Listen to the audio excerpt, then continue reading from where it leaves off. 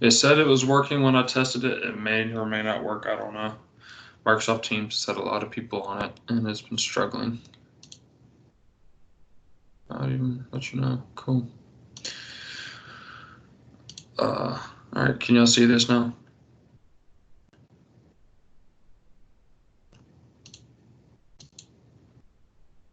Can y'all see the D2L page?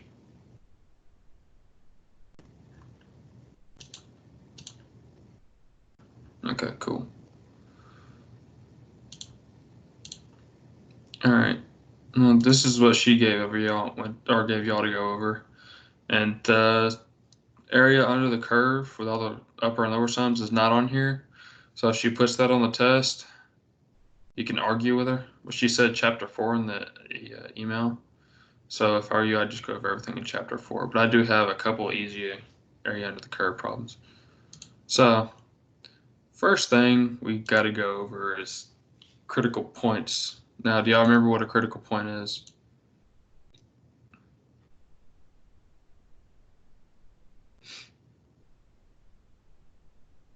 Anyone? Yes, when the derivative is 0 undefined. Good job, Michaela. So, do y'all want to like try to work out the problems a little bit, because this one's kind of sort of easy, or do y'all want to for me to try to explain through it?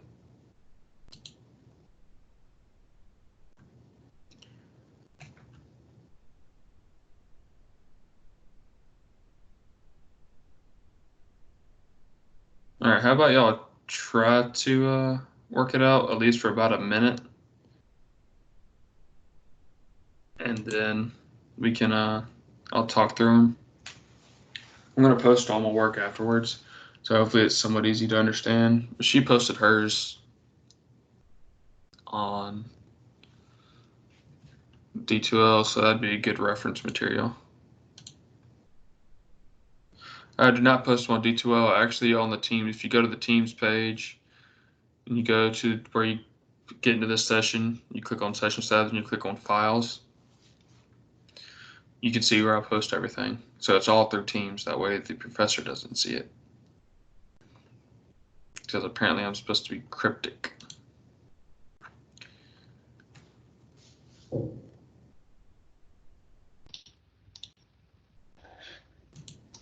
What are we doing?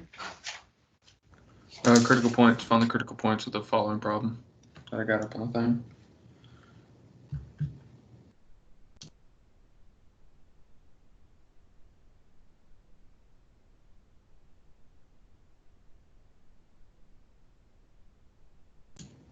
Did y'all enjoy y'all spring break of nothingness and lockdown?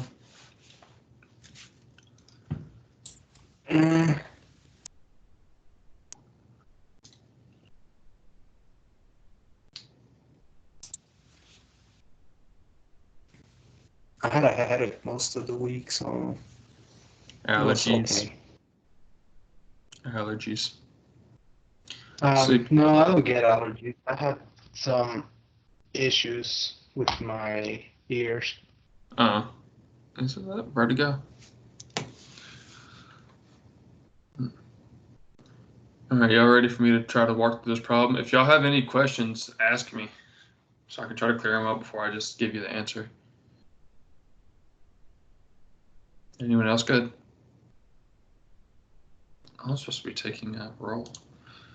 All of y'all good? Like for me to go over it? All right. So, first part of taking or finding the critical points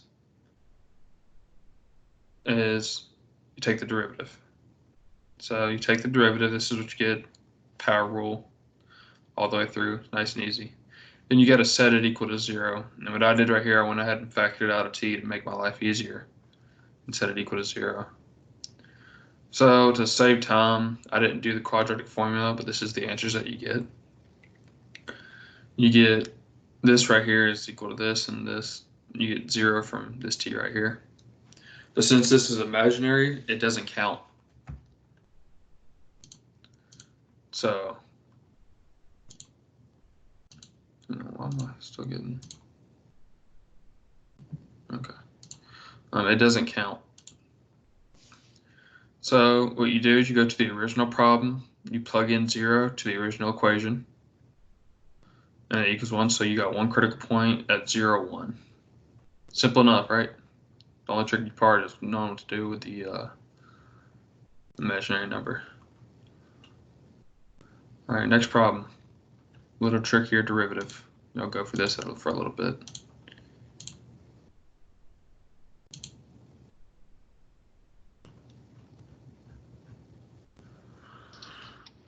What am I looking for this one? It's all the same, just critical points. Yeah, first 2 pages are critical points.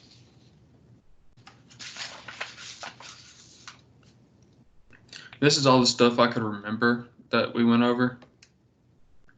So it'll be easier when I can go on D2L and look at everything.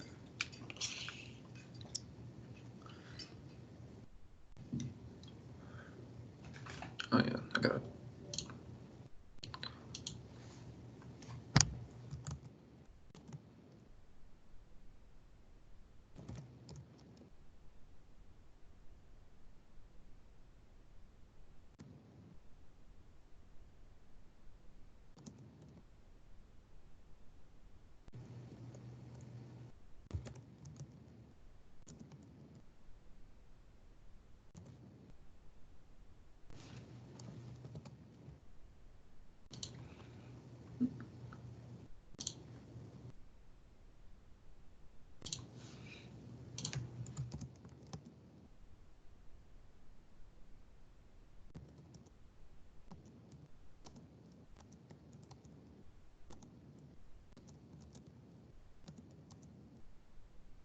You got a test right after this, right?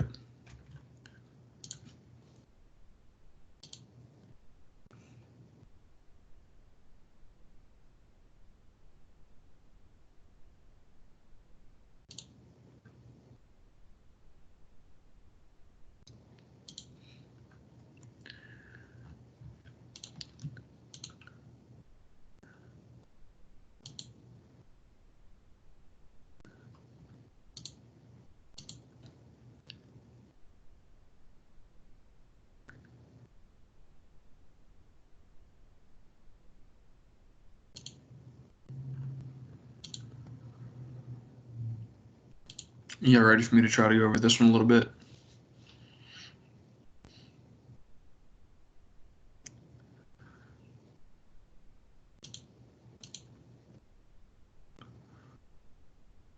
Or y'all still working on it? All right, I'll take that as a yes. So you start out by taking the derivative. This one, you got to do the power rule. Sorry, I didn't write it out. That's probably what y'all need to see the most. You do the top times the derivative, or the bottom times the derivative of the top, which is just p squared plus 4 times 1 minus bottom times derivative, or bottom times the derivative of the top minus top times the derivative of the bottom. And it comes out to be this. I'm not going to lie to you, I put it in a derivative calculator because I was not feeling myself Saturday. And anyways, and you'll notice that the bottom is always positive and will never equal 0. So you don't have to worry about the function being undefined. And this negative doesn't really matter when something's equal to 0. So you set the top equal to 0, do the quadratic formula, and you get 1 plus or minus the square root of 5. So when you plug the stuff in, I didn't do this on this paper because it got a little messy, as y'all can see. When you plug it in, you get 2 critical points. Any questions about all this? Is that a little confusing? Oh, we just lost Bryce.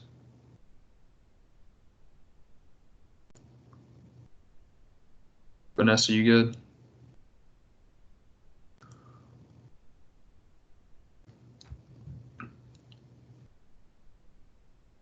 Yeah, you plug in those critical points, which you get right here. It's just a funky looking critical point. You plug it into the original equation right here for P. And then when you do that, you get these 2 critical points right here. I skipped a lot because these are kind of plug and play a little bit. But yeah, it's funky. Because when you square 1 plus 5, or 1 plus root 5, you get 1 plus 2 root 5 plus 5 minus r plus 4 on the bottom. And somehow it works out to that. I plugged in to Mathway to make sure. So now trig, everyone's favorite. Give y'all a couple minutes to do all this.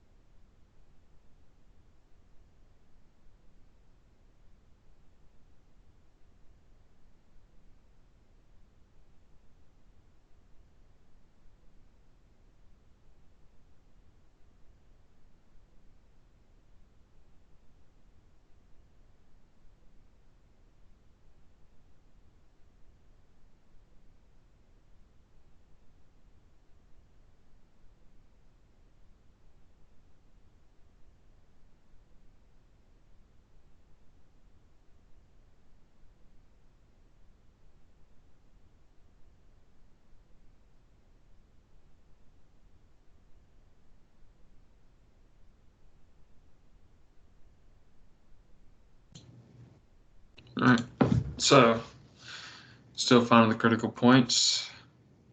Take the derivative, you get 4 plus secant squared theta. Derivative of tangent theta is secant squared theta. And here theta is just a variable. So when you set this equal to 0, you get secant squared theta equals -4. You take the square root, you get positive negative 2i. Since that's imaginary, it never equals 0. So there's no critical points. Funny enough. Did y'all get that answer, or did y'all mess up somewhere? Yeah, plain Jane 4. Wouldn't it become positive 4 because it's in a... Wait, was it negative 10 turns into positive secant squared? Oh no, I messed up, didn't I? That's what I was thinking. Oh, where did I get the problem from? Did I write the problem down wrong? Or did I? Yeah, when you took the derivative of 10. I might have wrote the problem down wrong. Like I said, Saturday was not my day. But yeah, okay, yeah, y'all are right. That would turn into negative tangent, or that would become negative secant. So secant squared equals, so secant equals plus or minus 2. And secant equals 2 when 1 over cosine, or when cosine equals 1/2. So cosine equals 1/2 at pi over 3 and 5 pi over 3. So you got 2 critical points. When you plug in pi over 3 here, you get 4 pi over 3 minus tangent of pi over 3, which is, oh, that's a funky number. Let's see.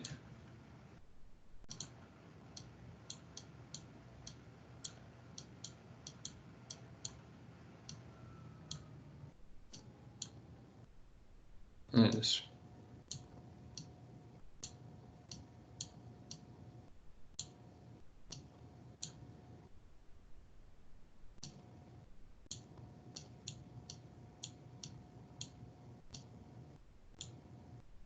That's for pi over 3. Oh, and then you got to do plus 2 pi, so there's an infinite amount of critical points. I think I wrote down the problem wrong. I had to.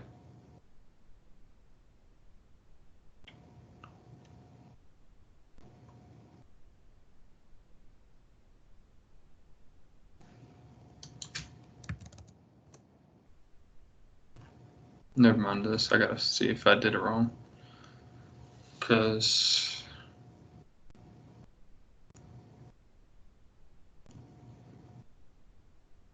no, I wrote it down right. I just did it wrong. Okay. You get 2 critical points between 0 and 2 pi, but you have to do plus pi n each time, but it just repeats. So, funny enough, the x values, never mind this right here. This is just plugging it in, and you gotta like simplify, and it's ugly. I should have took better care. So it would be x equals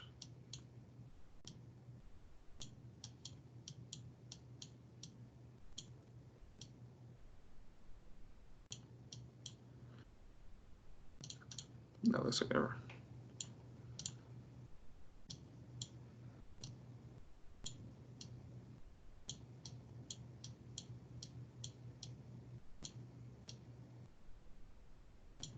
Where n is a positive or negative, where n is an integer, so any number between positive and negative 1. But it cannot be 0, funny enough. And then they do the same values over and over and over again because it's a circle. So my bad, guys. I'm sorry. Hopefully I didn't make any more of those mistakes.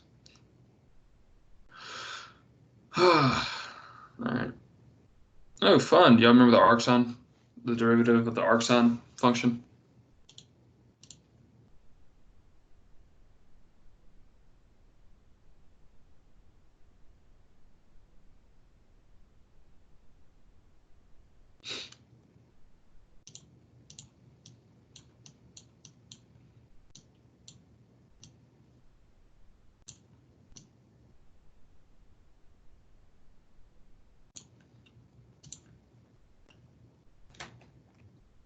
Y'all remember how to do this one, or?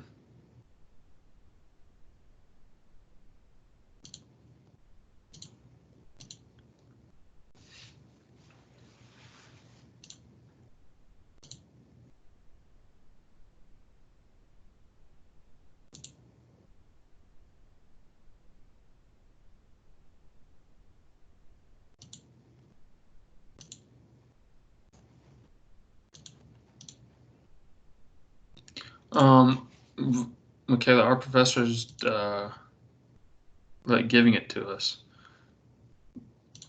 but the derivative of arcsine is, I believe, is this.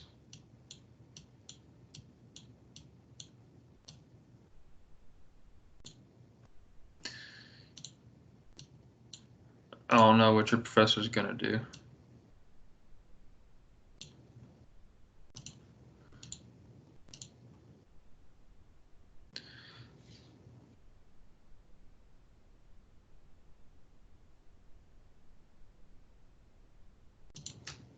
Yeah, that's them. My professor gave it to us back when I did Calc 1, so.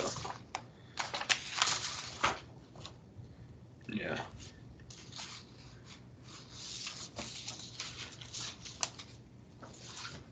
Wish they let you draw with a different color other than blue. I guess that's why it's still in beta. So I'm gonna move on because I got a few more problems to do.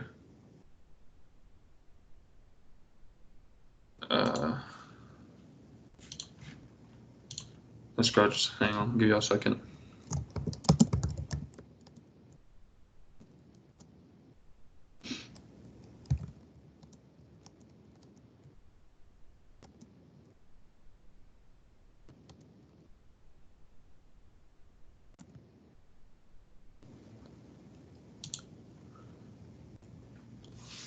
I should probably like figure out a tutorial to post for people to do this, but I'm take the derivative, you get 3. Mine, I got the minus sign right this time. And then You take the derivative as 1 over square root of 1 minus x squared. That arrow is important later. It's an ugly arrow too, but so when you set this equal to 0, you move this to the other side, multiply across, then divide by the 3 to get this. Then I swap these usually, so 1 minus 1/9 equals x squared. Yeah, so x squared equals 8 over 9 because 1 minus 1/9 is 8 over 9. And x equals plus or minus 2 square root of 2, which is square root of 8. That should be a 3. That should be a 3.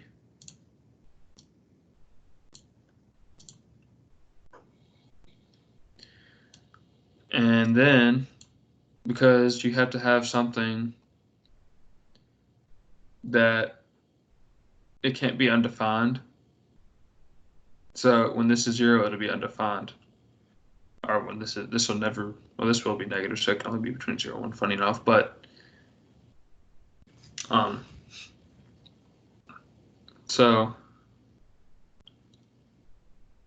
you set this equal to 0, get x plus or minus 1, but only 1 because, oh yeah, because 1 makes it not exist. But you actually get 4 points because positive, negative 1, when you square them, they will make this over here both times be 0.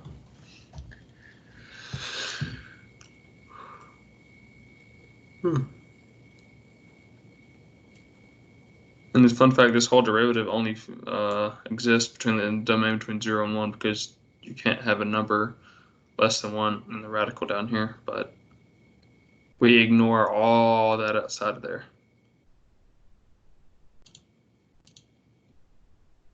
Any questions on that?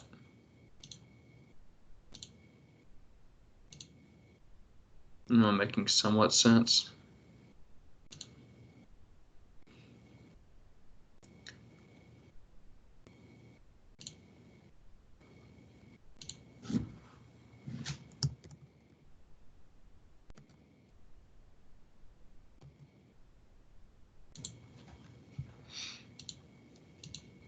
So when you plug them in, you get these beautiful points right here. I went ahead and did that. Probably shouldn't have, but actually that's what my calculator gave me.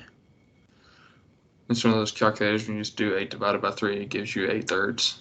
But it gave me that, so I figured it was ridiculous. But yeah, you got to plug those back into the original up here.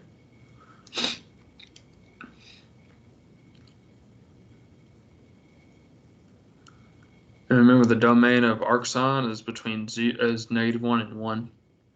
Always remember that, because that stopped me on a few problems. But now we're moving on to finding the local minimums and maximums of the function. Do y'all remember how to find the local minimum local min and max of a function, absolute min and max of a function, and everything? Isn't it find all the critical points, compare which one is the You find all the x values where x is 0 undefined, then you plug them all in, and then you also plug in the 2 endpoints if they are defined. Always pay attention to these right here, because that's where math professors like to get you. So I'm gonna let y'all try this one. This one I don't think was too hard, but I could be mistaken.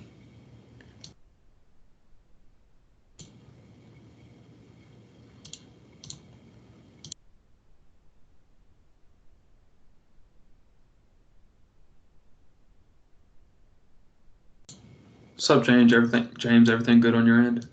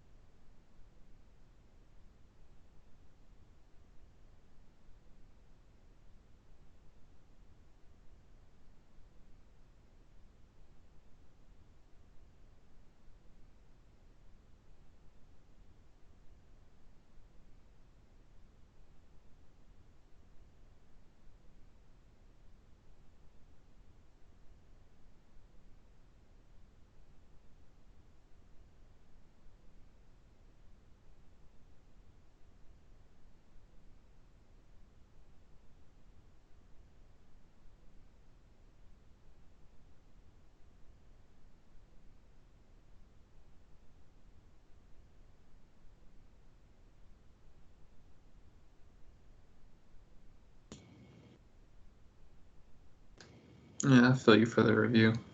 I hadn't touched the homework. So, because I don't have to do it. I have my differential equations homework. Y'all ready for me to start this one?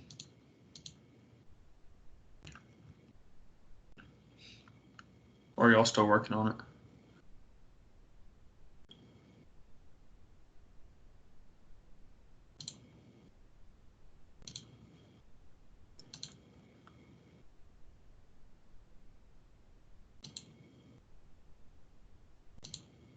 Okay. All right. Let me go down here. All right. So you start out with the derivative. Never mind this right now. Never mind all those.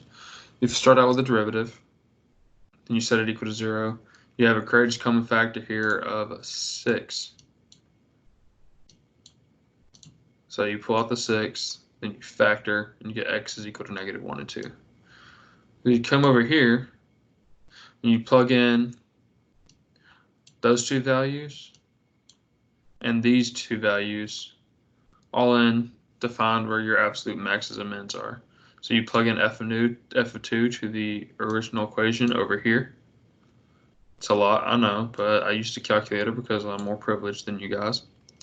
You get negative 3, you plug in negative 1, you get 8, and so on.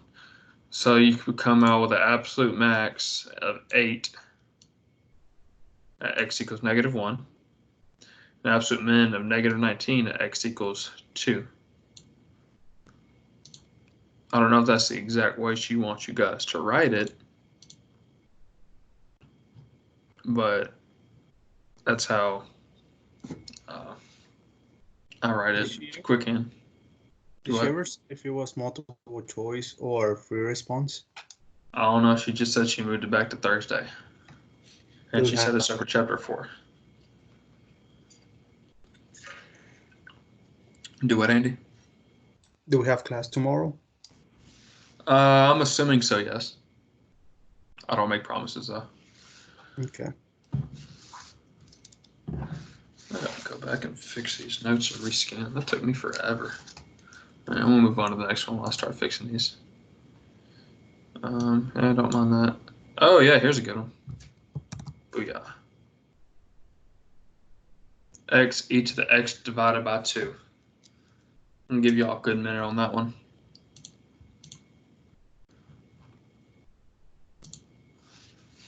I tried to come up with some tricky problems.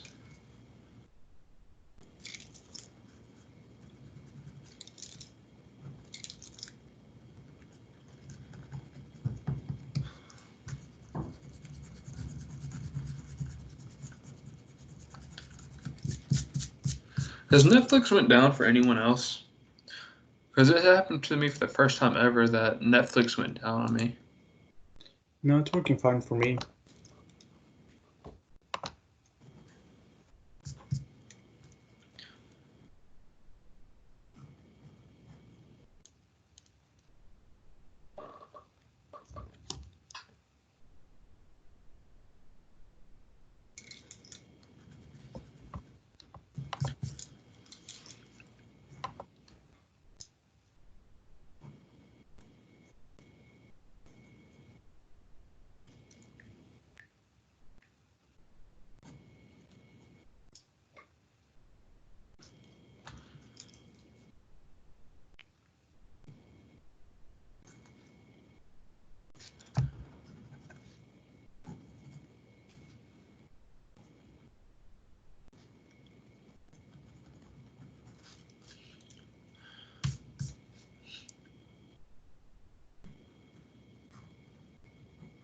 Did someone say on the chat that she posted a practice test or a study guide or something? She's posted something on she posted something. She put the review sheet. Yeah.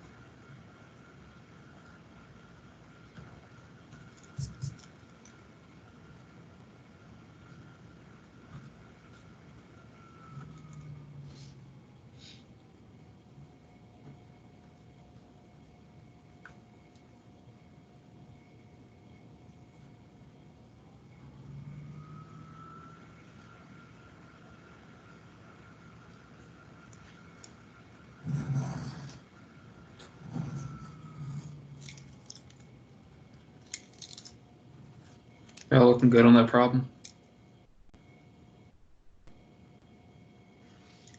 Not any help, or y'all just want me to go ahead and go through it and get it over with?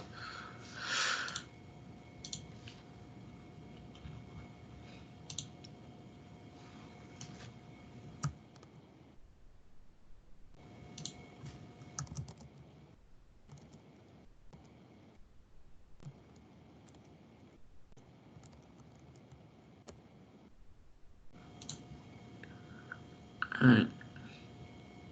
Or sorry, James, I didn't see that. I was doing something real quick. And yeah, you're right on both of those. Okay, so you start out with taking a derivative, but this is no normal derivative. Actually, you make sure this thing is continuous on this domain first, but it's continuous. But you have to use product rule. Ew, that is disgusting out there. What did I do? Oh, I erased it and the printer didn't pick it up properly. Okay.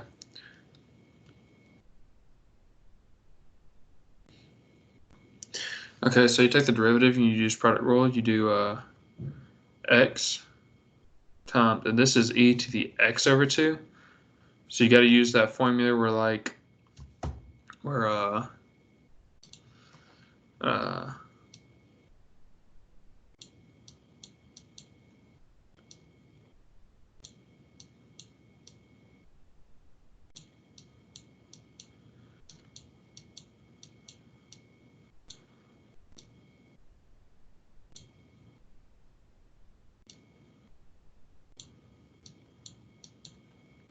that right there.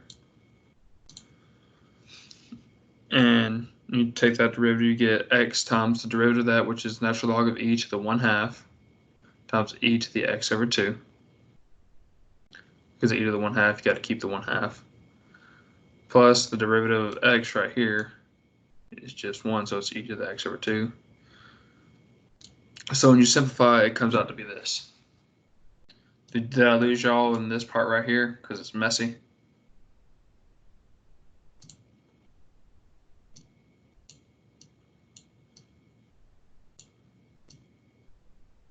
Because in this form, you can bring this 1/2 down here. Because it's a natural log, you can bring the 1/2 down here, and it'd be x over 2 times 1. The natural log of e is 1, so this whole thing right here is equal to 1/2. Let me stop making it worse. But yeah, y'all see what I did right there? Any confusion? Everybody good?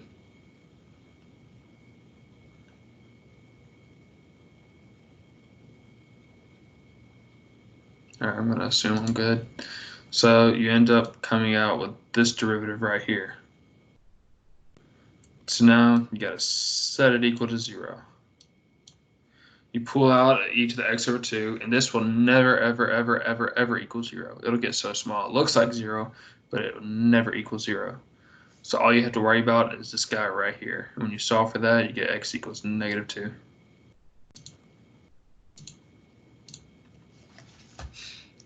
Makes sense to everybody else? Because this right here will never equal 0.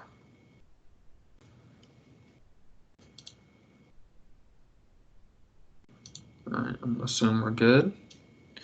So you get that, and then you plug in your two endpoint values, -3 and 1, in your critical point.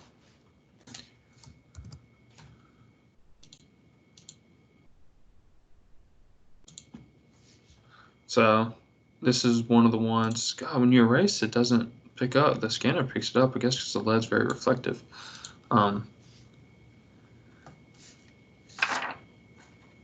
Yeah, I don't even see that on here. Wow. Okay. But yeah, it's when you plug it in, you get 3e to the -3/2. When you plug in a -3, and it's about -0.7. I went ahead and it's a little less than this. I just rounded it like an idiot. Then you plug in -2, you get this value. You get -7.36, and you plug in 1, you get this value, which is 1.65. Therefore, where did I write it down? Okay. Absolute max x equals 1. or e to the 1/2 at x equals 1, and absolute min of this value at x equals 2. Always use your exact values if you can. Well, unless it asks you to round. Always use exact values, or else you'll get points knocked off. All right, same thing. Y'all remember the derivative of arctangent?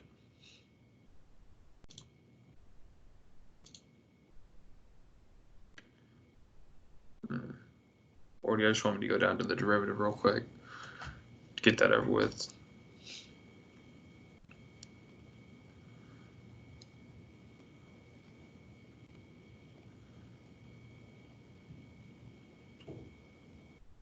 Y'all good on starting this one? No, it is not 1 over root x minus 2. Since that's one, y'all know this one. It's 1 over 1 plus x squared. But since you have a 2 right there, you bring the 2 over here. So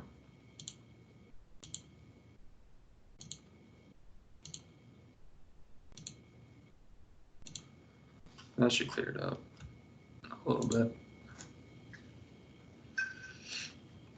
Since y'all don't remember those or have to remember those. What would you want to do on these is when you're trying to find critical points, always get everything under the same denominator and combine it all.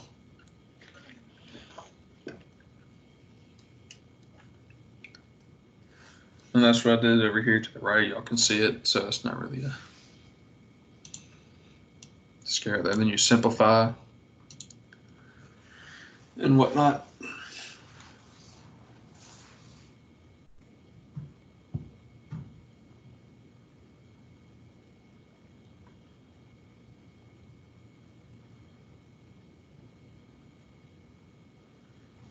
Is everybody following along? Y'all still scared of this test? Is it because of the content or because y'all don't really know how it's gonna go for the format?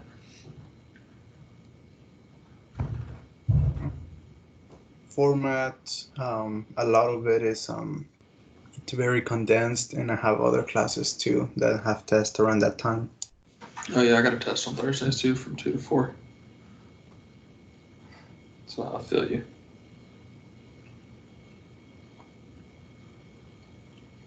Are we going to have to do the test in the time of the class?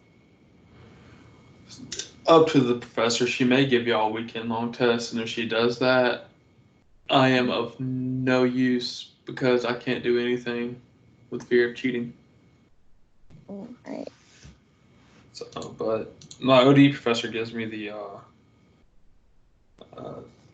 test over the weekend. He gives us a PDF, and what we can do is we can write down our work. Yeah, that's what one of my friends told me. And take pictures or scan it in, and they'll grade it like that and still give you partial credit. I like that. Mm-hmm. And that way you have time to correct for computer mishaps.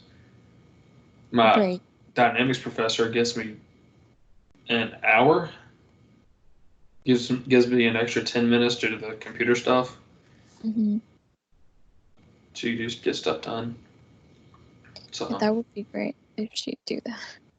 But she hasn't. I don't think she's posted the test that she told last time. I don't know. Did she give you all those grades back for test 2? No, I don't think so. My roommate got his. He's in the class before y'all. It's okay. I have a it lab. Is? I didn't know that. It's posted on D12. Okay. I haven't seen it. I have a lab professor, which I've done 7 labs, 6 or 7 labs, and I ain't got the first grade back. So, all right. Well, I'm gonna go over this one real quick. I'm gonna simplify this to x squared minus 1 to x squared plus 1. The bottom is always positive. Always. Because x squared, no matter what you put in there, is going to be positive or 0, and this will make it positive. So it's always fine. You don't got to worry about that. Then you set this one equals 0. You can either factor it to x plus 1 and x minus 1, or just do it like this. It's way easier. So what you do is you plug in all these values, or you get Actually, no, you don't plug in all these values because -1 is outside the domain of this. You got to pay attention to your domain. Let me. Here we go.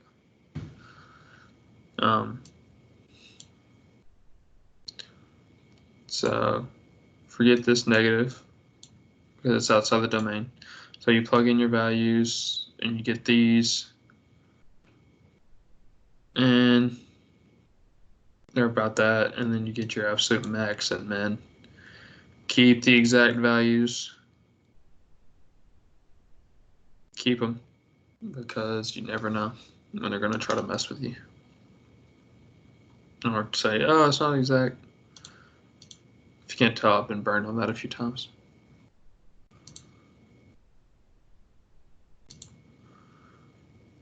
Okay.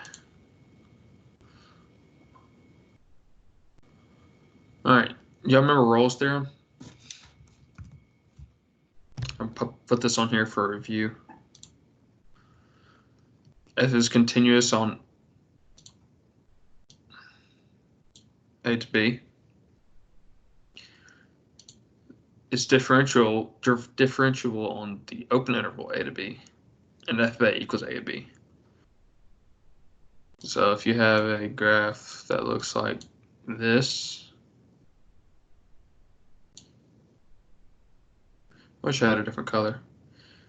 And you have a point here and here. If the derivative is, or if the rate of change is 0, or the total change is 0, crap, I should have zoomed that in. Then there has to be a point up here, or if the average change is 0, that means there's a point up here where the derivative is 0, so it's changing directions. So verify that this function right here satisfies the theorem.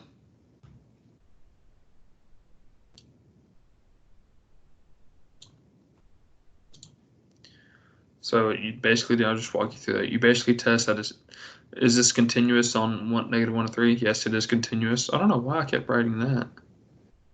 Guess I was in a hurry. I think at this point I was already at an hour. But it's continuous, so 1, check. Is it differentiable on A to B? Yes, all polynomials are differentiable between -infinity and infinity. So yes, check. Then f of A, does f of A equals f of B? So 2 times -1 minus 4 times -1 plus 5 equals 7. And 2 times 3 cubed minus 4 times 3 plus 5 equals 20. Therefore, 3 does not apply, so it does not satisfy Rolle's theorem. Because I don't know what this graph looks like, but f of A does not equal f of B. Does that make sense? You have to test all 3 of these things. So all 3 of this have to match for it to satisfy? They don't have to match, they just have to be, yeah, they have to work for it to satisfy it. So that's proving that. Okay, I have another one. Okay, this one. Is it differentiable, or does it exist from 0 to 2? Yes. Is it differentiable? It's a pain in the rump, but yes, it is, because it's polynomial, and that's just e to the x. You use product rule, it's fine. So you plug in f of 0, you get 0. You plug in f of 2, you get 0. So f of A equals f of B. Therefore, it works. I think right here I was just showing how to take the derivative, and that is the derivative. And then what did I show right here? Oh yeah, and then I'll move my work over here. Well, that's our line right here. Guess my scanner messed up. So to find this value, you do x squared minus 2 because you set it equal to 0. To find the number c, where there is a point, the derivative changes, where there's a max or min. You get plus or minus square root of 2, but you only worry about the plus because it's between 0 and 2. Does that make sense? That's just where the derivative's changing, where the local maximum in. Mean value theorem, you guys remember that? There it is, right there. Okay. In its full beauty and glory. That's when you find the derivative at 0 and then set it equal to the original? No. Nope. It's where you find the point C where the derivative, or the value of the derivative is equal to the average rate of change to the secant line. Secant line, y'all know what a secant line is? Yeah, that's the slope between 2 points. Yes. So I find the secant line and then set that equals to the derivative, or plug it into the derivative. You find the secant line, you find the average rate of change, and then you find the derivative, and then you plug in C for the derivative, and you solve for the number C to where the solve for the number C. Solve for the number C to where the value of the instantaneous rate of change is equal to the rate of change or the slope of the secant line. So try it out with this first problem right here.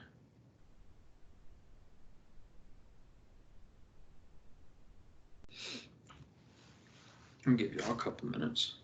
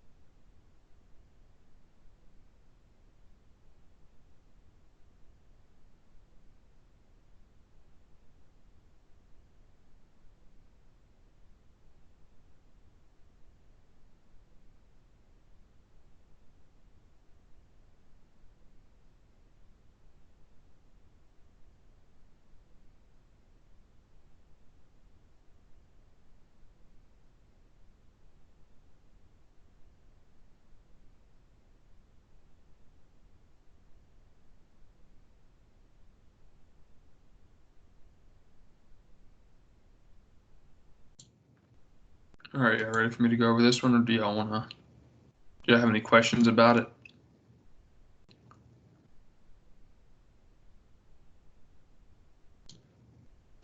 So once I plug in the number I found for C to the derivative, it has to equal the same number. Yeah, same value as this right here. Yeah. So when you find when you plug in 2, you get 8. This is basically 2 cubed minus 6 plus 1 minus 1, which just equals 1, because that 8 minus 6 is 2 divided by 2, it'll equal 1. So the derivative of this is 4x minus 3. So you plug in C for x, because she wants the number in C. I remember her making a big deal about that. Then you solve for C. C equals 1. Simple, right? Oh, sorry, James.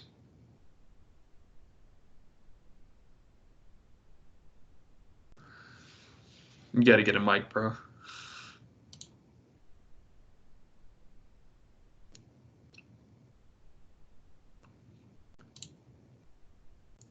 All right, let me go over to this problem right here. That is a 2.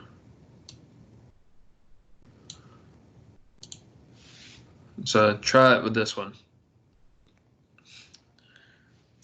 I'll give you all a couple minutes.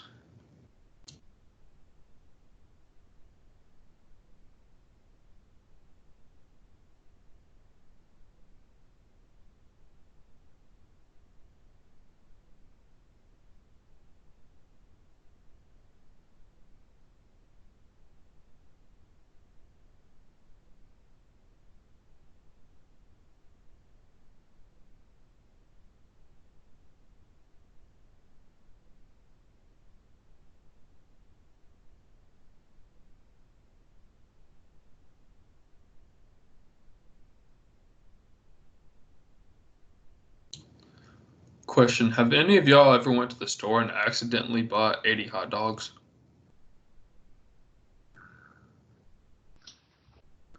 No, I don't think I almost ever buy hot dogs. Yeah, I went to Sam's Club right before they locked everybody out and down. And I saw this thing of frozen hot dogs. I was like, oh, cool, $10. Yeah, I'll grab that, and I won't have to worry about food. I know that could feed me for a while. I didn't look at the number. I got back to my apartment, and I was like, 80. Wow. Like the meat? Yeah, just not the buns. I only bought 32 buns because I thought it was 40 hot dogs. But yeah. You might want to have a barbecue because I don't think you'll be able to finish that before they expire. No, they're frozen, bro. They'll last a while. Oh, then you're good. Yeah. I hope so, at least. I mean, better freeze fine. They were frozen when I got them. Years? I don't know about years. At least not after I opened the package.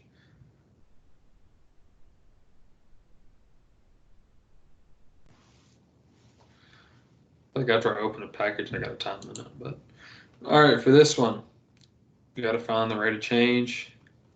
You plug in your values. 2's drop. And you end up with negative 16. This equals negative 8 minus 8 is negative 16. You got 6 plus 6 is 12. All over 4. So that equals negative 1. Nice and simple. So you find the derivative of this, which is 3x squared minus 3. And simple. So you plug in C for that value. You set negative 1 equal to this. You solve for C. Nice and simple. And they're both inside the domain, so you have both answers.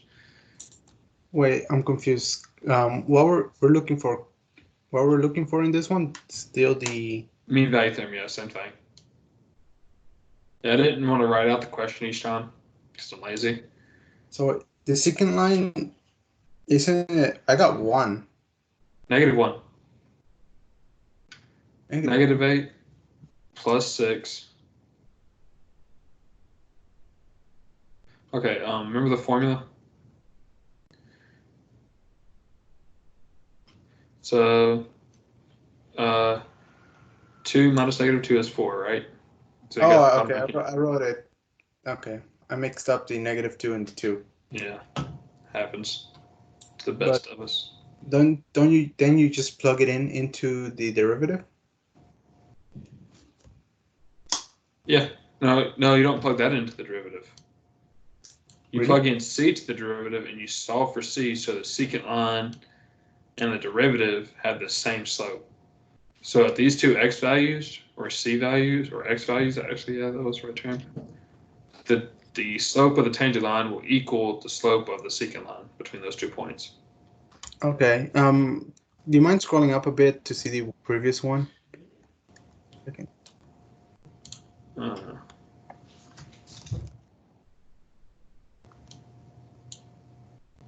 This one. Yeah. Down here you got 2 minus 0. Okay. 8 minus 6 is 2. 2 over 2 is 1. Right here I didn't plug in C. My bad. See if I can do this. I miss being in a classroom.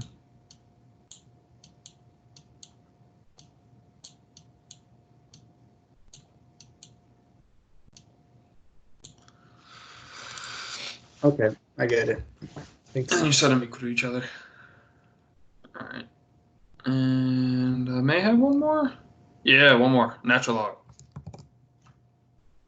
Try this one out. This would be good practice. Where am I at? I'm almost up here. What? Oh no, I still got half the thing left to go.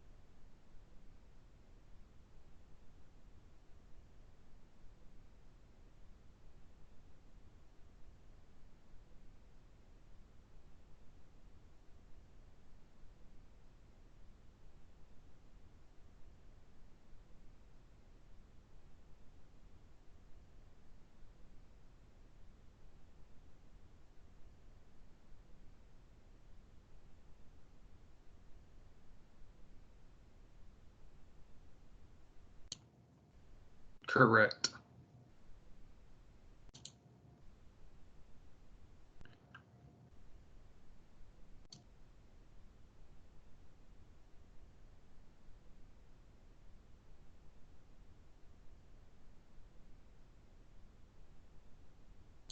I can reply with a thumbs up. That's cool.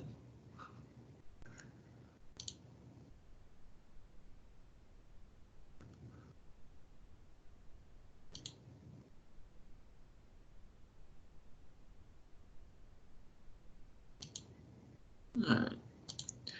Y'all good? Y'all want me to try it real quick, or y'all want another second or two to try to finish it?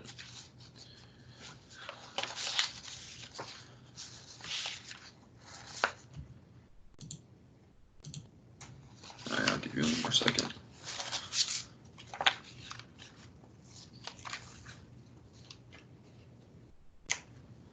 So here I needed to do the same thing, secant line and then equals to the derivative. Yes. This is all the same problem. Probably should explain that at the beginning. When I start, like I do one problem, I do a bunch of them the same thing, trying to keep it organized. That way I didn't have to write it down every single time. So this problem's actually shockingly easy.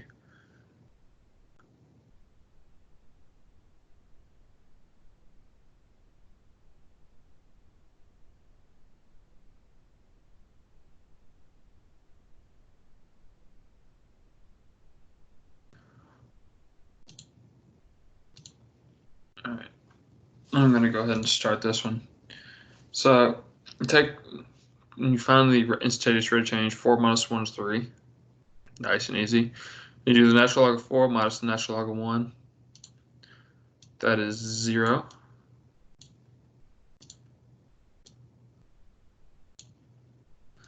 So that's just the natural log of 4 over 3. Take the derivative of natural log, it's 1 over x. So plug in c for x. 1 over c equals natural log of 4 over 3. You flip them both, so c equals 3 over natural log of 4. And that's it, that's your final answer. No more simplifying after that. Make sense? Did I lose anybody anywhere? So at c equals 3 ln of 4, that's when the slope of the derivative is the same as the secant? Yes. Okay. Don't ask me why, that's just how it is. All right. Next problem. Yeah. I'm going to leave y'all with this one while I go get some water real quick.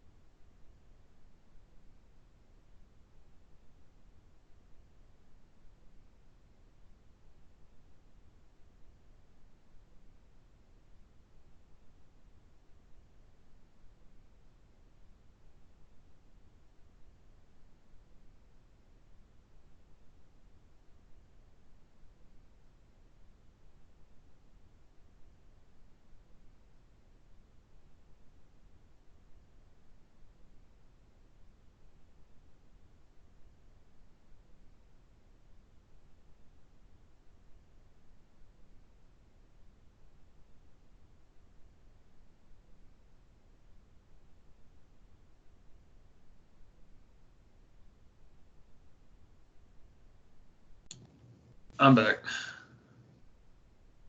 Oh, we're down to 3. Oh, well. All right, for this one, 1 over 3 minus 1 over 2 because negative 2/3 over 2. And those drop. So it just equals negative 1/3. I don't like the way that looks.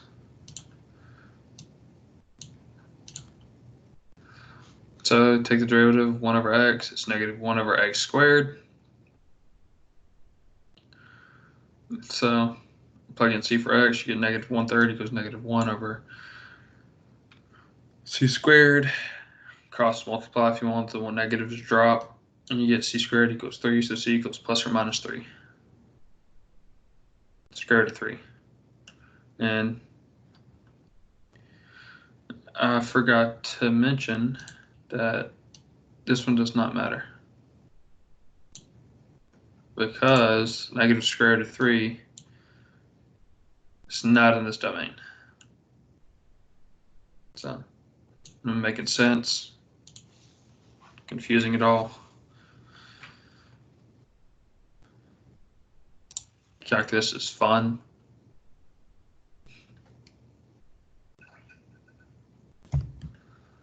They're nice and simple problems. If I'm not mistaken, these next problems should be the big thing. Yeah. So remember, this is the second derivative test. Yeah, remember that?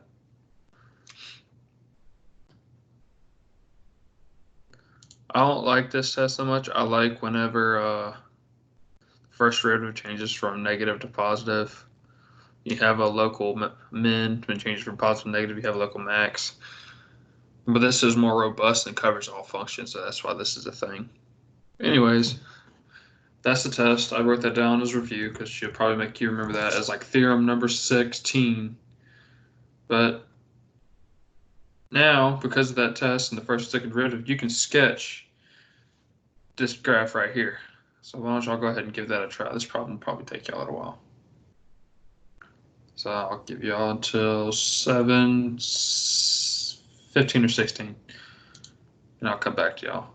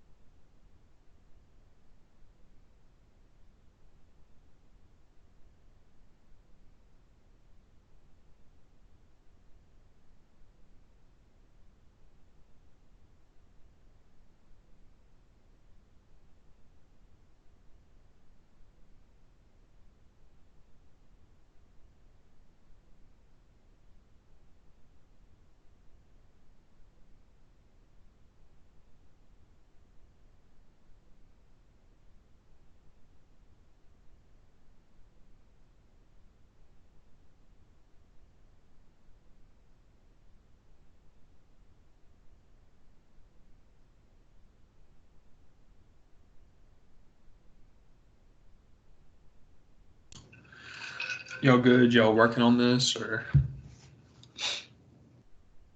y'all get confused anywhere?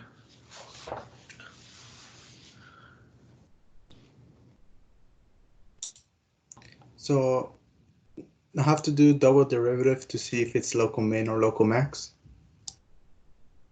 You don't have to, but you need to find the inflection points so you can see where it starts going from concave up, concave down.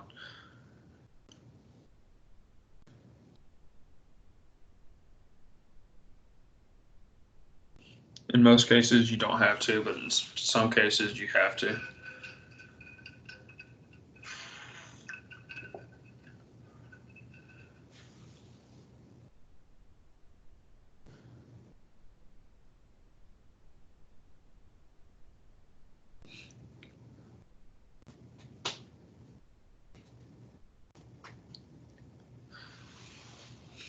I'm sure this is a good review after coming off of spring break, not doing anything. I've started watching Lucifer, and it's a pretty good show.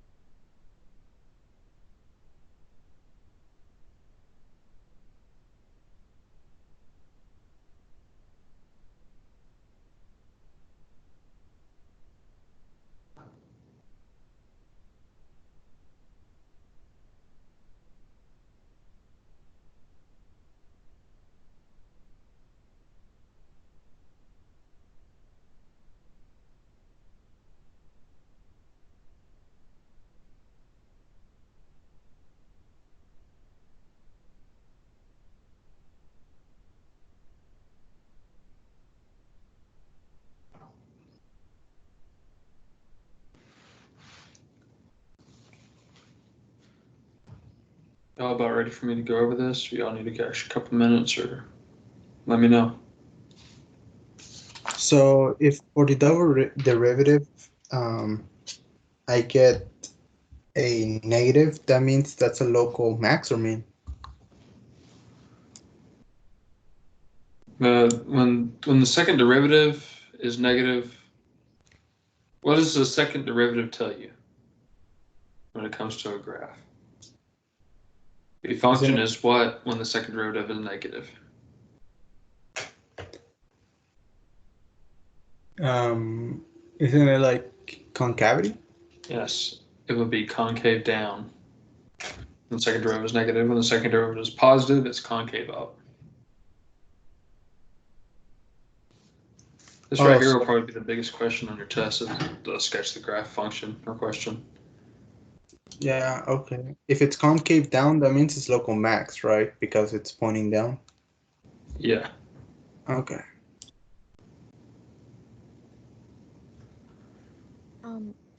You find the inflection point first, right? In this case. Well, you found the critical points first when you take the first derivative. Then you found the inflection points when you take the second derivative. Yeah. The inflection points when the second derivative is equal to 0. Yeah. So in this case, like, what is the inflection point? I feel like I got the wrong answer. All right, I guess I'll just go over it. Okay. You take the first derivative, you get this. You set it equal to 0. You get x equals -1, 0, and 1. I'm sure all of y'all got there. Take the second derivative. You go from that 12x minus 4. Factor it. X equals positive -1/3. You get that, Vanessa? Yes, I got that. Okay. So now what I like to do, draw me 2 little number lines over here. That is ugly. What was that? Oh, this. Yeah, I spent 2 hours on this, guys, trying to pick out problems. I hope y'all enjoy it. But you, to the left, -1, you plug in a number less than -1 to the first derivative. So let's say you plug in -2, get a negative plus, or you get a -8, so it's -32, plus 8, so it's negative. Plug in 1/2, you'll get a positive, just trust, or -1/2, you get a positive, just trust me. You plug in 1/2, you get a negative. You plug in 2, you get a positive.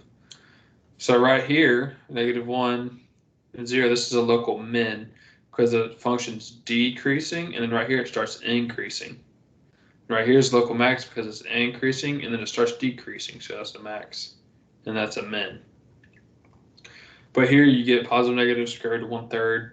So you plug in -1 here to the second derivative, and you get a positive because 12 times 1 minus 4 is positive.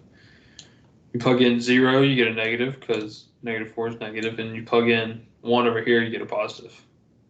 Same thing. So right here is what the graph looks like. These 2 points are your inflection points. You see how it turns from concave up to concave down. This is a very poor sketch. And you should be able to plug these into the original equation. These right here. I wish I could. Why can't I just do a text box? So this would be f of x.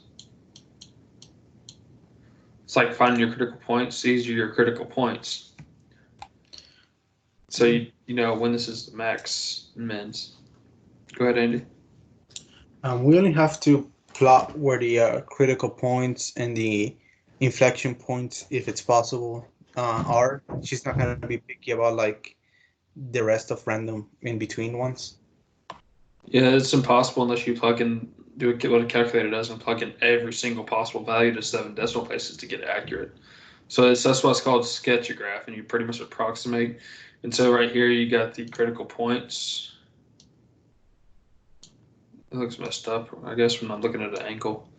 Got your critical points right here, and you got your inflection points. You got to find the values. I just did not want to.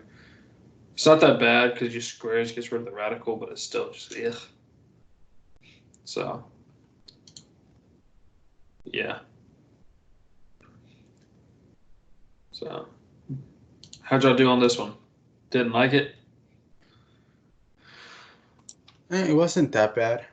I didn't find the inflection points though because too long.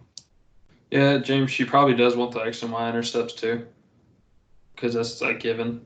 So if I were you, I would do that. So up here, the Y intercept's easy. You get 3, but it's also one of your maxes, so you lucked out. Are we gonna have to have the intercepts also? Yeah, probably. Because you got to know when it crosses the axis, and that's typically easier to find, unless you get you a really tough problem. I don't know how you're going to enforce not using a calculator. I know that because there are some problems that she did in class that use calculator. Well, yeah, James, yeah, the ones where you find local minimax, yeah. She would have to figure out a way to make them without a calculator, because I brought that up to her in the middle of class, but yeah, the end behavior, you should be able to figure that out by looking at the equation and the asymptotes. You can factor and find that. You're sketching a graph. All this goes to sketching a graph. Did she ever say if the she's gonna require a camera? Oh, with the Respondus browser? I don't know. I hope not. Okay, one of my teachers doesn't. My other one does. So. My professors haven't yet. I think they're going to start with the next test. I'm trying to get it set up. Some professors don't want to have to use the camera or the microphone. They just want to have it locked down, and I respect that. So, another problem.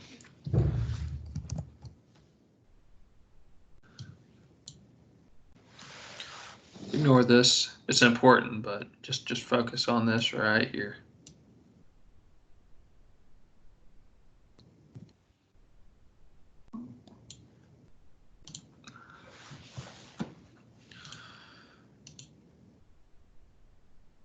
If y'all can't tell with this, I'm trying to give y'all the tougher problems so y'all will know. Because y'all always say she comes up with a stupid problem. Yeah, she might require to find a trig identity somewhere. Yeah, I couldn't find one of those in my textbook where it used trig identities. I guess that's the difference between Pearson and Webasson. After calculus, you never use trig identities unless you're solving these complex problems. Engineers don't, at least. Every engineer I've talked about, you just look at a graph and interpret it.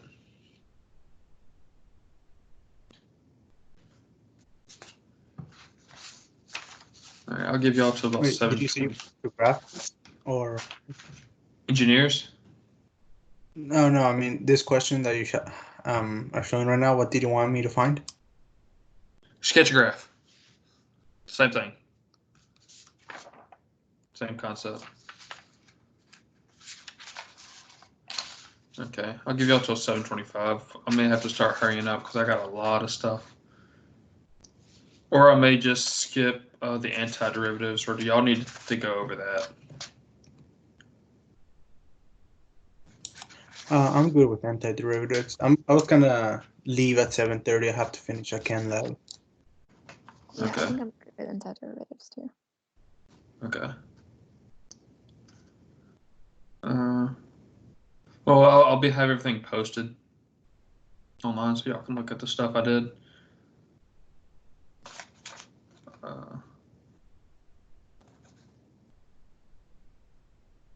L'Hopital's rule.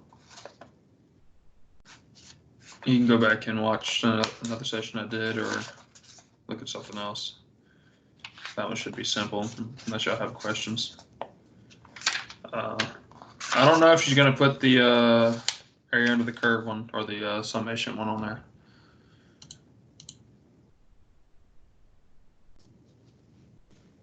So I'll just go ahead and go over this one real quick. So to sketch it, first you identify the domain. This is continuous when x is greater than 0 because natural log at 0 or anything less does not exist. So you got to identify that. And then when you take the derivative, you come up with this, which simplifies to this guy right here. This guy will always be positive due to him. So you don't have to worry about it. So you just got to worry about the top. When you factor the top, you get x equals 1, x equals -1/2. This one doesn't matter because it's between 0 and infinity is when this exists. Think over here, yeah, I factored it again to make sure I wasn't going crazy because I think I messed up. And taking the second derivative, you get 2 over 1 plus x squared since 0, but it doesn't matter because it'll always be greater than 0. You come over to your number line, and you see where I messed up. Anything less than 0 doesn't exist, hence the big X marks. And it's increasing from 0 to 1, and after 1 it's increasing. And it's always increased, and it's always concave up. This right here means concave up. Smiley face. So when you sketch the graph, it looks something like a parabola, but it's not quite a parabola. Makes sense? Everyone? I lose anybody anywhere? Oh, and James, on her review, it said chapter 4. I don't have you guys' textbook. So if you want to let me know with the textbook, like if you just want to look at the textbook and tell me if it's chapter 5, then what she said, you got to hold her accountable for her email. All right. Do y'all want to work this one out? Not really. I'm leaving right now. I need to finish something else. But thanks for the other stuff. Yeah, you can come back and look at it later. So James, you want to look at number 5? Chapter 5? Or not chapter 5, this problem? Because it looks funky and it might be good for y'all to do.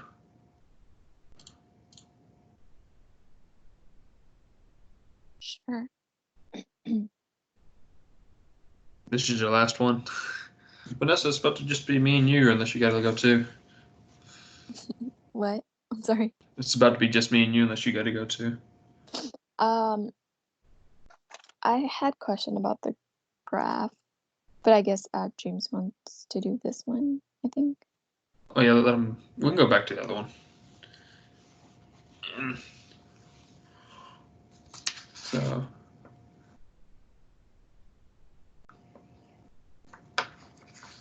I did a lot of antiderivatives on here, I guess because they're quick.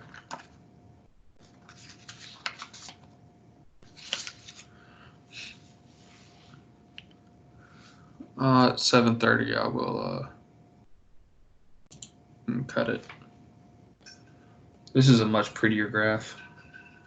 I think I stopped solving for the actual points in here, though.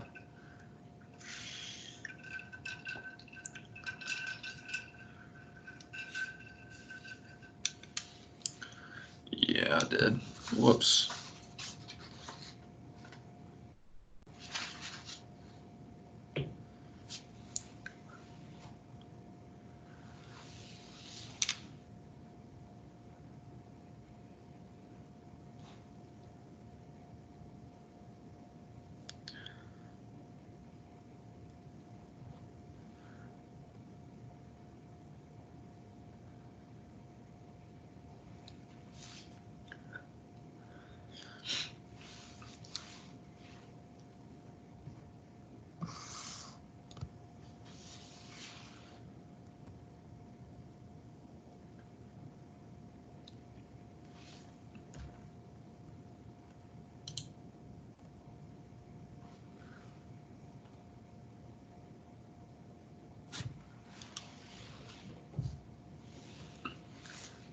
This is my first time doing this 2-hour session. I don't know if I like it.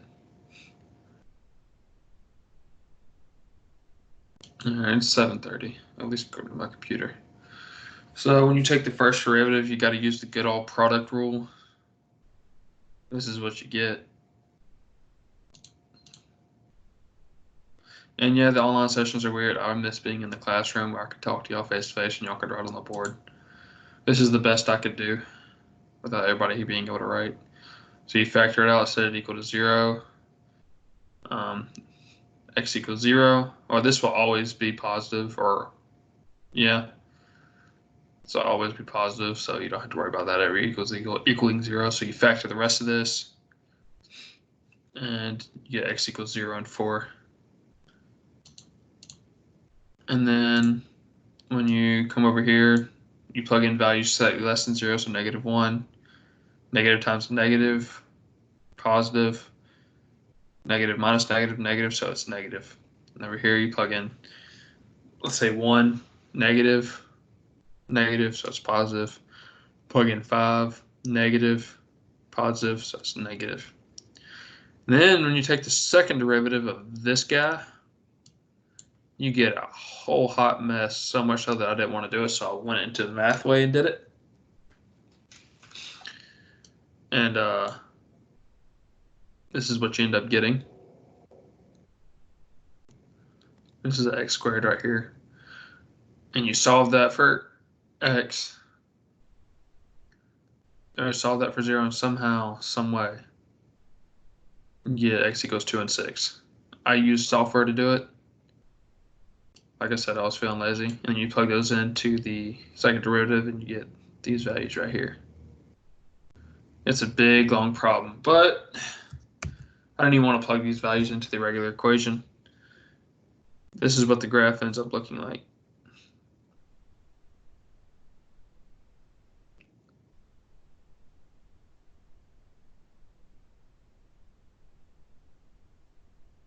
Any quick questions, James, before you gotta go?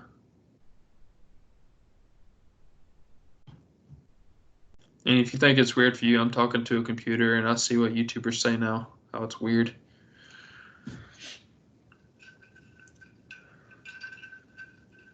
All right. Well, good luck with whatever you got to get done.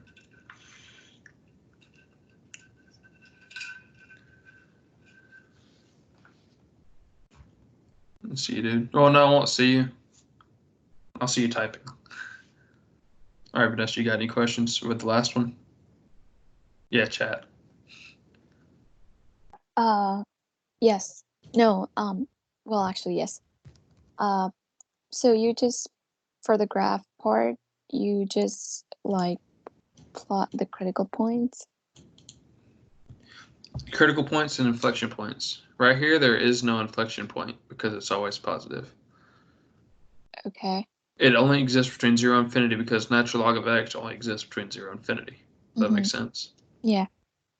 So when you take the derivative, solve for 0.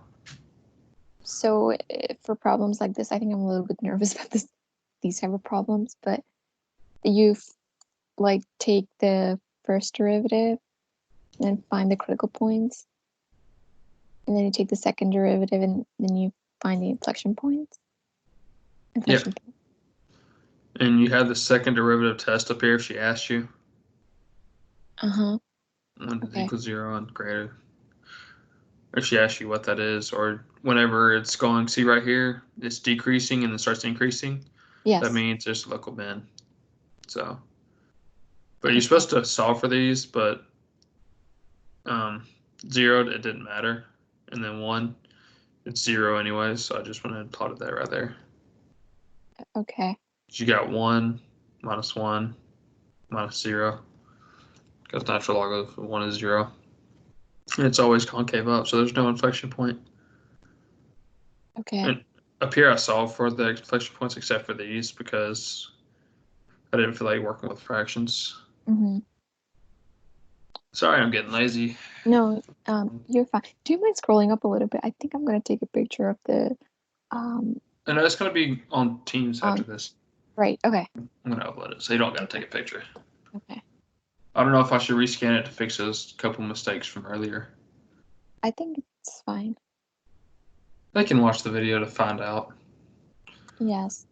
And right here, I did not want to plug these into the original equation because look at that. Mm-hmm. So these are the inflection points. Okay. This is your max because it's it's increasing and then decreasing at 4. So you got a max. And here you got a min. And this will always be decreasing, but it will never get less than 0, funny enough. Because of E to the Yep. X. That increases. That's basically x to the 4th divided by e to the x. Mm-hmm. So it'll just keep getting smaller and smaller and smaller. Okay. Because e to the 4th gets bigger, or e to the x gets bigger than x to the 4th faster. Right. So so the local max and the absolute max are equal? Like, are the same thing, or? They're the same thing, except those are in a closed domain. This is the entire graph, but it's essentially the same thing. Yes. Okay. So if, like, I don't know, I remember doing a lot of homework problems, and then they were the same thing for most of. Yeah, they're pretty much the same thing. Okay. It's critical points, so that's why you learn how to do the critical points first.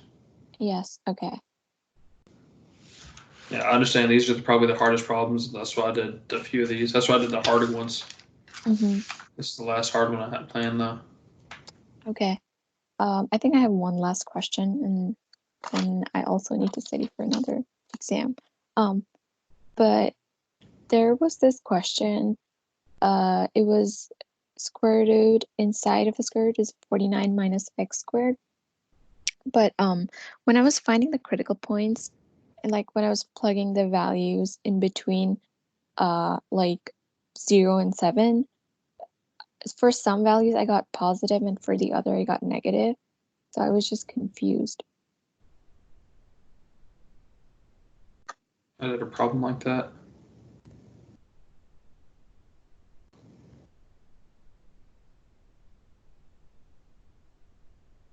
Yeah, like this one, kind of, sort of. Yes. So this function or this derivative only exists between -1 and 1, because anything less than or greater than that will make this imaginary. Mm-hmm. So when you solve for that, you end up getting something like this. I would have to see the problem, and I wish I had a tablet or something. I wish we were in the classroom so I could work it out. I know, but that's okay. I guess I'll figure it out. Yeah, I'm sorry. No, you're fine. So I can access these through the files you said, or? Yeah, give me a second. I'll show you how.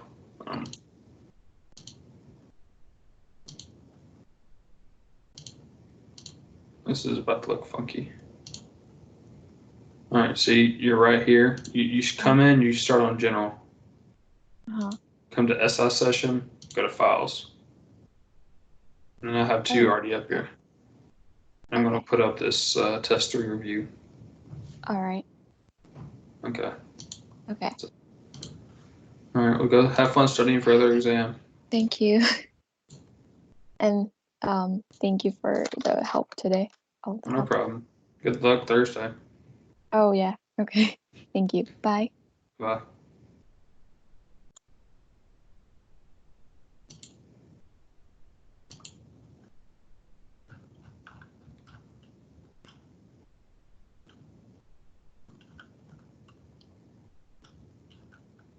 Okay, since no one else is here, you can go back to my L'Hopital's rules problem and look at those problems worked out and everything. And get a review on that if you need a review. And here's antiderivatives. If you know what antiderivatives are, you it's the opposite of derivative. So the antiderivative of any constant is that constant times the variable plus a general constant. Never forget your plus c. It's very, very important. Here I got a sort of problems. Here you got 3 to the square root of x minus 2 cube root of x. F of x equals 2x to the 3/2, because that's x to the 1/2. And so what you do is you divide by 3/2, because right here, because when you multiply by 3/2, you divide by 3/2 and add 1 to this exponent. So you end up with 2 minus 2x to the 3/2 minus 3/2 x to the 4/3. This is x to the 1/3. So you multiply this by 4/3, multiply this constant by 4/3, and then add 1 to the exponent. And never forget your plus c. I cannot stress that enough. It's not really important until differential equations, but don't forget it. And here you have, take the derivative or the antiderivative of this. There's different methods to this. Y'all haven't learned it yet, so you have to FOIL it out. And you get this right here. Take the antiderivative, divide by 2 plus 1, which is 3, so you get 1/3 x to the 2 plus 1, which is 3, minus 10 divided by 2 to the x plus 2, which is minus 5x squared, plus 25x, because the antiderivative of a constant is 25 times the variable, and always your plus c. Trig, everyone's favorite. So the derivative of cosine is sine. Derivative of cosine is the antiderivative of sine is negative cosine, because the derivative of negative cosine is sine. And you keep your constant right there. The derivative of tangent is secant squared, so the antiderivative of secant squared is tangent. And always remember your constant. Very important. You will lose a point and it will drive you insane. And this one's funky because this one's easy right here, but this is a special formula. This special formula is arcsine. So the antiderivative of cosine is sine, so you keep the constant as 2 sine v minus 3 arcsine v plus your constant. And here you have a funky looking number, but it's not that bad because it's not that hard of integrals yet. X to the 3.4th power minus 2x to the square root of 2 minus 1 power. So you add 1 to this and divide by it, so 1 over 4.4 times x to the 4.4 minus, you add 1 to this and divide by it, so it's minus 2 over root 2x to the square root of 2 plus c.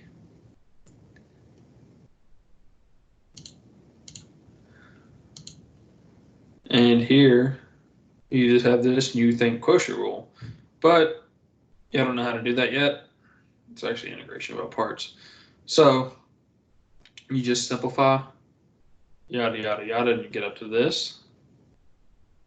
And you take the derivative of, or the antiderivative of 3 is 3t. Derivative of 1 over t is natural log of t. And derivative of 6 over t squared is negative 6 over t, because derivative of 1 over t is negative 1 over t squared. Never forget your negative sign plus c. And that's all I had on here. I put down some extra values, some extra problems for midpoint formula, but apparently I didn't scan it, so I think I'm going to scan it in later and y'all can look at it. But from what I see, she will not be putting that on a test because it's in chapter 5. But I'll put it on here anyways because I spent time doing it. But I will have these posted on the thing, and don't forget I messed up a couple times in the beginning because I was getting my cobwebs off too. Yeah, I'm just going to rescan the whole thing. Right here I messed up. I worked it out. It's going to be messy because I was in limited space. And right here I messed up right there. But it's okay. All right. Hope y'all found this useful. I spent a lot of time doing it.